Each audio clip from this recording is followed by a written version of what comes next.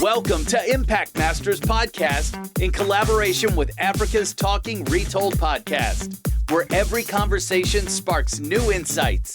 Join us as we delve into the stories of extraordinary individuals who are shaping our world. Movers and shakers in tech, policymakers, entrepreneurs, entertainers, and all those whose stories are worth telling. Get ready to be inspired, challenged, and transformed. Welcome, and let's embark on this journey of discovery together. Impact Masters Podcast. You can check us out on all social media platforms. You can also find us across all podcast channels. Simply search for Impact Masters, then subscribe, follow, and share. www.impactmasters.io. Here's your host, Michael Kamathi.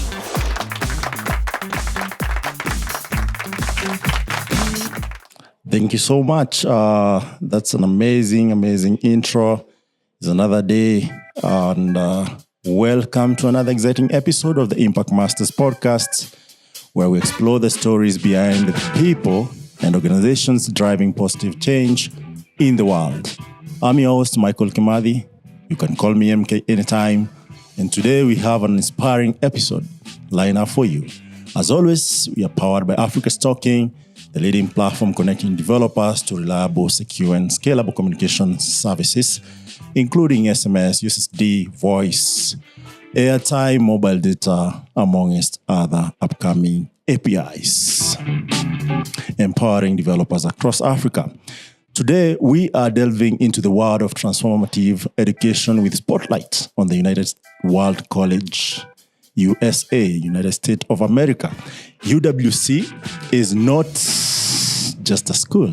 It's a melting pot of cultures, ideas, and future leaders from over 90 countries, all converging in Montezuma, New Mexico. And the institution is renowned for its rigorous International Baccalaureate program, alongside an immersive curriculum in wilderness, community service, arts, and culture. Joining us today is a leader who embodies the essence of UWC USA's mission. She is a remarkable academic and administrator with a wealth of experience in fundraising, relationship management, and crisis management. Please welcome Victoria, the president of United World College USA. Victoria, how are you? I'm doing well. How are you, Michael? I am good. You know, I'm tempted to read your bio. Oh, which will allow me. Please don't. And then we'll just get done with that. Okay. And then we get to know who you are as a person. All right. As Victoria, professor. Victoria is president of United World College USA, responsible for leading the residential school located in Montezuma, New Mexico. Students at UWC USA come from the over 90 countries, study the International Baccalaureate, and engage in wilderness, community service, arts and culture programming that requires them to work across differences among themselves and the local community. Students are between 16 and 19 years of age. An exceptionally diverse faculty and staff come from San Miguel County. I'm not sure if I'm saying this real, Spanish is not my first language though. You're doing great. One of the poorest in the US and from all over the world. Leadership at UWC USA entails academic, financial, and operation oversight, as well as fundraising, donor, alumni, and parent engagement, and risk management. Prior to UWC USA, Victoria held several positions at St. John's College, which we'll be talking and delving more because this built her to who she is. A talented fundraiser, relationship manager, and communications and marketing strategist. She served as a senior vice president for development and alumni relations. She also served as dean of college, chief academic officer to be specific, at Santa Fe, where she was responsible for academic program, faculty recruitment, promotion and tenure, and student recruitment, support and discipline. Victoria began her career as a professor. Victoria has valuable experience working with constituents across multiple cultures, religious, linguistic, and national backgrounds, operating in a dynamic environment, including crisis management during COVID and wildfires, and running a complex and challenging 260-acre campus with aging infrastructure. She serves as vice chair on the UWC International Board and on the board of Element 6 Dynamics, which is focused on decarbonizing paper and packaging with pulp made from industrial hemp.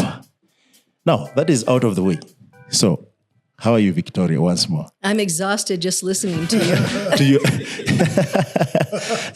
Yeah, no one believes when their profile is read to them. That's right. But that is out of the way. Welcome again to Kenya. I know you're exhausted. You just arrived earlier today. And I'm sure you're enjoying the hospitality of Kenya and Kenyans in general.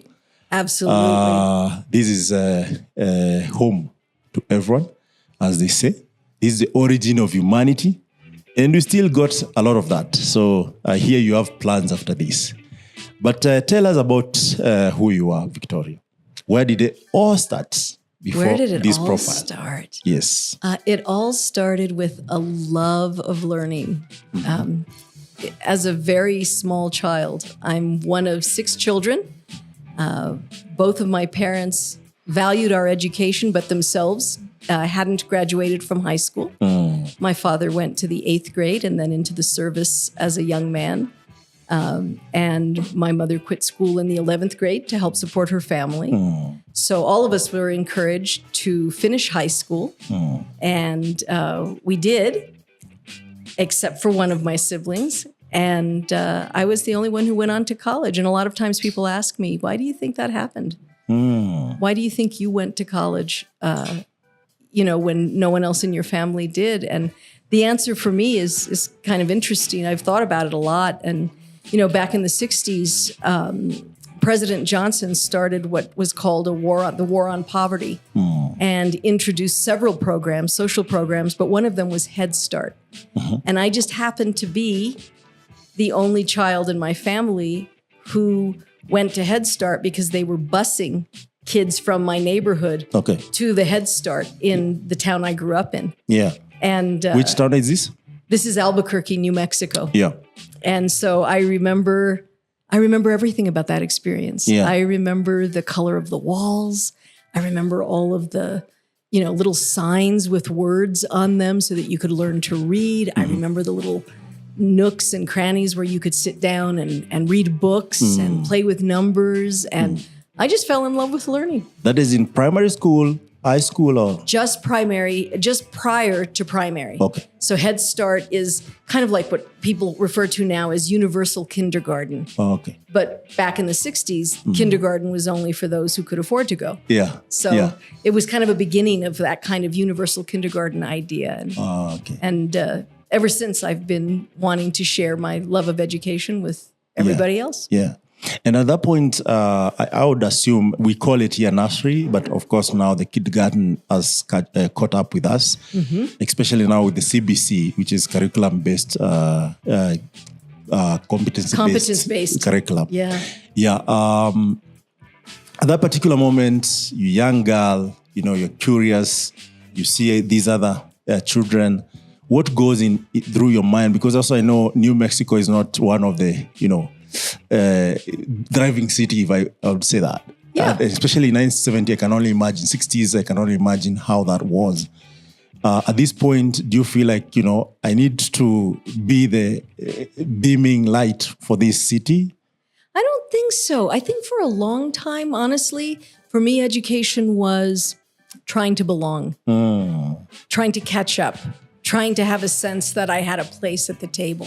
So I think in some ways it drove me, but it also probably held me back because it took a long time for me to realize that the power that comes with education is about following your passion and doing what really matters to you rather than getting an education to try to fit in or to try to prove that you belong at the table. And as a young girl, it doesn't help that much to make the point. Kind of tough. Yeah. Yeah. And you get interrupted a lot.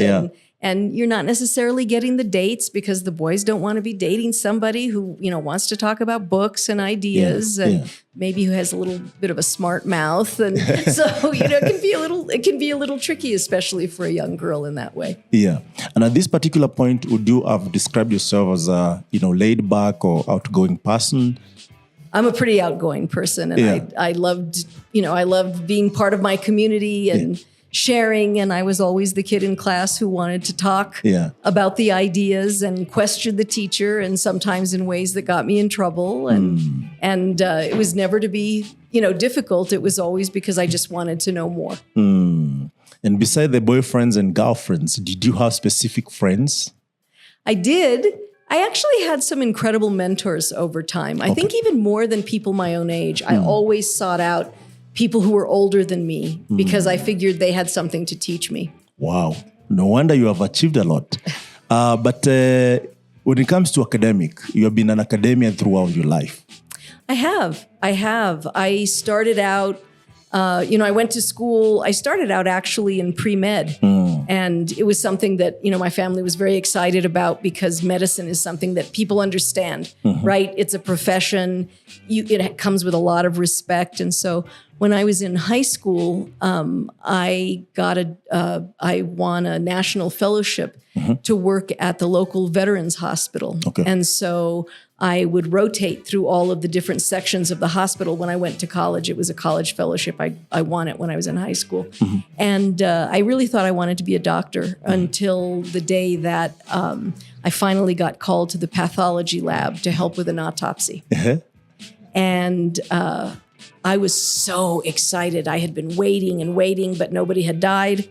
And so that's not the kind of, rotation you can do unless someone dies. Yeah. But I was so excited, and I walked in and I was spouting off, can I do the midline incision? Can I use the cranial saw? Can I help weigh the organs? Like, I was really excited to learn how to do this. This is my first year of college. First year. Which university? At University of New Mexico. Wow, okay. Yeah. And walked into the room, totally excited. And when they lifted the sheet, it was a man whose blood I had been drawing for over a month. And I knew his family. I had talked with him. I knew something about his life. And I just had this moment of like, wait a minute, like, I'm the first person in my family to get to go to college. And education's supposed to make you better. My education's making me worse because I didn't have any sympathy for the fact that somebody had died. And I had no sympathy for the fact that there was a family in pain and mourning. I was just interested to get my hands in and learn about, this body and human anatomy. And I went home and felt terrible about myself. Yeah. And my dad was completely confused at the time, but I said, I'm not going to study medicine anymore, Dad. I'm going to study philosophy. Wow. And I'm going to study philosophy of the body. I'm really interested in the difference between the lived body and how we come to know each other through the lived body versus the body understood as some kind of mechanism, which is what it's reduced to when it's laid out on a table. So that was a big moment for me educationally, where I left the sciences and entered the humanities. Oh, okay. That's quite fascinating, because every kid in Africa, at least for the time I was in school, wanted to be a doctor. Sure. And I sorry to say this, but I think I studied next to med school, doing computer science. And the first semester alone, the class was cut into 50% because of the same experience you had. Wow. Because everyone who wants to be a doctor, they don't imagine the first lesson they learn about being a doctor is dissecting a lifeless body. And then you're taken through a whole of keeping and respecting the sanctity of life. Yes. And for you, it's quite a learning lesson, I think, for the med school kids in school right now, or even doctors out there, that it's kind of correlated, between the two transitions of life. And for me, I would be interested more of, after that transition, did you feel like maybe it could have been different? Absolutely. I think partly the problem is how medical education is done. All of it is meant to desensitize you. It's meant to teach you to have a kind of clinical distance, and it may be getting better at this point, but in many respects, I mean, the long hours that doctors are asked to work, the incredible challenge of, patient load, there's not so much of an opportunity to care for patients as you would hope. And I think the education is built to desensitize you so that you can get the work done. Yeah. And that takes away the humanity that is in you. I think it can. And that's a terrible loss. And for me, the power of education is that it evokes our humanity. Yeah. And it reminds us of our connection to others. Yes. And our connection to something larger than ourselves, a human community, and everything that goes into illness and life and death, right? All of the things that make human beings what they are. For me, that was what education was about, was to make the world bigger and richer and more alive, not to deaden me to human experience. Yeah. As they say in Kenya, life is for the living. I like that. Yes. We have Teddy Warrior.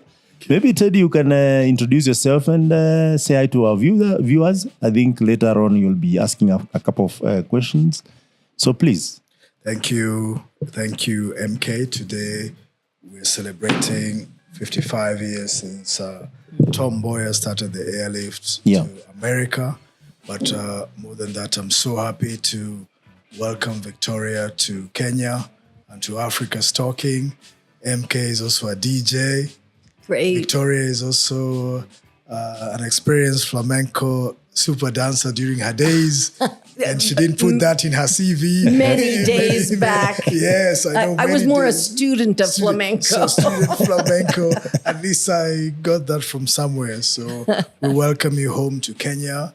Thank you so much for 2018, 2019, showing me a lot of kindness in United World College in Montezuma when I was also sick, but also where I got a chance to start writing my book, Son of the Nile, encouraged by the students of UWC, Naomi Swinton, and the little kids at Silverton Public School in Colorado, who asked me to describe myself based on a geographic feature. So I chose the Nile, and they gave me a rubric, and the next day I came up with a one-page I Am From poem, which I've now converted it to a 360-page book called Son of the Nile.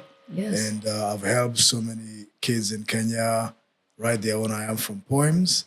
And our intention is to reach 15 million kids by 2033. So we welcome you to Kenya. And I feel very privileged that this morning we were able to show you the top of KICC, which is a timeline of the country of Kenya. And also we had a privilege of seeing Turkana Boy, which is one of the oldest hominids available in Kenya. So feel free, and we can't wait to hear your inspiration as MK engages you deeply. So I want you to flow as deep, long, and wide as the River Nile. Very nice. Thank you so much, Teddy. And I would like now to diverge into philosophy. Okay. And given you have a deep experience in philosophy and medicine to some extent, do you think joining philosophy and medicine would really help to have more robust doctors at the end of the day? I like that. I think so, because philosophy, of course, traditionally is interested in, wisdom. Yeah. Right? Not just knowledge, but wisdom. Yeah. The deepest sources of what we can internalize and what shapes who we are. Yeah. And medicine is also looking to health. Yeah. Right? Which is a part of that larger sense of who we are. Yeah. But health separated from the mind, the heart, the spirit, experience, culture, tradition, becomes a kind of mechanical art. But we're not machines. Yes. And so for me, philosophy is not something that's an add-on if we really want to understand health. Philosophy is something that gives us a portal into a larger understanding of human health. And you can take that outside of medicine to, the health of the planet, the health of human communities. And it makes the nature whole, because people will not go out of their way to destroy where they live, and they will not go out of their way to destroy humanity as it is. Yeah. And this, it's quite deep, because if you think about it, and what actually you're facing now from climate change, artificial intelligence, people fighting each other, I feel like in every sector, philosophy would be really a big contributor. But also in leadership, actually, just before you came in, we were listening to our president, His Excellency William Ruto, Doctor. And one of the things is that if you listen to some of the engagement that have been happening for the last 2 weeks, there is lack of wisdom in how, both parties who are aggrieved, which is Generation Z, who feels they're not listened to, and the government, which acts like the Mr. No or Miss Know-it-all. Yeah. So in entirety, I see how that would fuse. But how many people actually have that turning moment of saying, I just wanted to be an engineer, but I feel like this is turning me into a robot. I wanted to be a doctor for your case, but this is taking away my humanity. So do you feel like the scholars are engaging, in this perspective where they are trying to even relearn and share that knowledge with the upcoming scholars? Yeah, I think a remarkable educator is doing that. Yeah. But I don't think we have as many remarkable educators as we need. Yeah. Because it's very easy for educators to get into a kind of very old style apprenticeship mentality. I went through, I learned something, I mastered it, and now I'm going to pass it on to you. And you're going to learn something, and you're going to master it. And you're going to make me look good because you look and sound like me when you present this content. Yeah. That's a very old and respected version of education. But it doesn't encourage the kind of thinking outside the proverbial box, thinking outside the usual groove, right? People like, why are you playing the same old music? Well, because it's a groove. Yeah. And it's always going to play the same music, right? Yeah. If you look at a record, it's always going to play the same music. You can't get it to play a different tune. Yeah. What do you have to do? You have to change the groove. Yes. Right? Yes. But we're not equipped for that in some sense if we are in an educational system that just encourages us to repeat what's already known. Yes. But if we're in an educational system that encourages us to hear that, but to also reflect on it, to think about it, to apply it in new ways, to ask ourselves how it informs experience and how experience informs it, now you're starting to create a more dynamic relationship between the learner and what's possible in terms of where an education can take you. Yes. And we don't do that very much. And I don't know what holds us back, but the whole world struggles with what it would mean really to make education a kind of animating force rather than taking on what's already known. And do you think to some aspect that the leadership in education and at large, even the recognizing bodies like Turing Awards and many other awards that are, we award people who have done the same thing for years, but just gotten one result and they're about, to an extent that we think this is the only way to do this thing and succeed, because even the upcoming scholars will say, if I want to win a Turing Award, I have to discover a formula. This is the way. There is no other way. And the script is written. And even for my engagement with engineers, one of the things I've tried to really change is the status quo, whereby we do one thing the same way over and over, which means you're not learning anything new. And even if you're learning anything new, you ignore that for the material that exists and has been proven.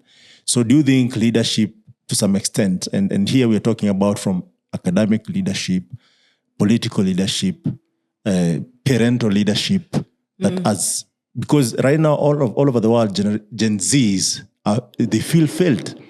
And when they mention that they need to be enabled and empowered, if they want to be TikTokers and make money through making videos, we are still telling them, you have to be a doctor. You have to be an engineer. You have to be a broadcaster. You have to be a journalist. But what they see on the other hand is someone who is a comedian who has not taken any journalism degree getting awarded and paid FD. But what they are told is different from that. So do you think in that essence, the leadership has failed? And if it has failed, how can we address it cumulatively so that we don't lose our generation that has lost guidance and trust in the older generation? Yeah. I think the irony is that educational leaders do recognize the power of somebody who takes what's already known and then catapults it forward. And oftentimes that is valued and it is rewarded. Yeah. Where educators fail, I think, and I think you can extend this to politicians and to parents, where we fail is in creating an educational system that encourages that very innovation and catapulting. And it's because it's scary to give someone something and let them do what they will with it. On the flip side of that, I think what I worry about with young people is not so much that they find other ways to contribute in the world than require, a formal education. Yeah. I want more people in the world doing more things than being doctors. Yeah. And I think when you skip the step of learning with others how to reflect, how to communicate, if it's always one-way communication, you lose something. You lose something of that wholeness, right? Because, the thing that really strikes me about the world is we all worry about how fractured it is. Right? Yeah. But if we're worried about how fractured it is, it means we actually know inside of ourselves that it comes whole. Yeah. Just like we worry about human beings who we worry are broken or damaged. Yeah. Why do we worry about that? Because we actually know in our depths that human beings come whole. Yes. And so the opportunity to recognize how we're connected in a fractured world seems to me important enough that it might take some education. Yeah. There are all kinds of ways to get that. Yes. My father had an 8th grade education. He was one of the smartest people I know. He was one of those people who could read others, who could navigate in any space without being uncomfortable. He wasn't worried about whether he had a seat at the table. He just pulled out the chair, right? 8th grade education, didn't worry about it, didn't apologize for it. Yeah. My mother, who constantly feels like, she's not smart enough. My gosh, that woman has a kind of wisdom that our children are so attracted to because she puts love above everything else. Doesn't matter what you've done, who you are, she knows how to love you. That's a kind of sense of her place in the wholeness of things. So there are all kinds of ways to be educated. Yeah. Doesn't have to be in a classroom. Yeah. I'll grant that in a heartbeat. Yeah. The question is, when we are engaging young people and adults in the classroom, are we providing an experience and engaging an experience, not providing it, engaging it in a way that opens people up rather than shutting them down? Yeah.